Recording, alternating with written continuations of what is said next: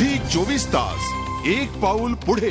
पिंपरी चिंचवडच्या यशवंतराव चव्हाण रुग्णालयातून चोरी झालेलं बाळ शोधण्यात पोलिसांना अखेर यश आलंय। रावेत परिसरातल्या काटे वसाहतीत राहणाऱ्या अस्मा कांबळे या महिलेनं बाळाची चोरी केली होती। पोलिसांनी अस्मा कांबळे आणि तिचा पती हरीश कांबळेला अटक केली आहे। चोरीला गेलेलं बाळ परत मिळाल्यानं अपर्णा पोखरकरांना आनंद झालाय।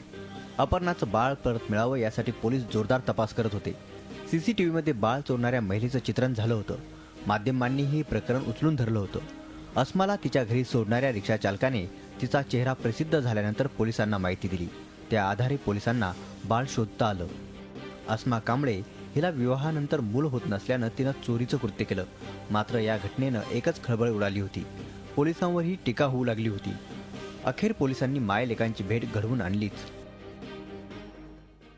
ही जी आरोपी महिला आहे साधारणतः 4 वर्षापूर्वी हरीश कांबळे नावाच्या युवकाबरोबर तिचा विवाह झालेला होता, परंतु मागच्या 4 वर्षामध्ये कुठल्याही प्रकारचं अपत्य तिला प्राप्त झालेलं नव्हतं आणि म्हणून हा मार्ग तिने या कामी निवडलेला होता।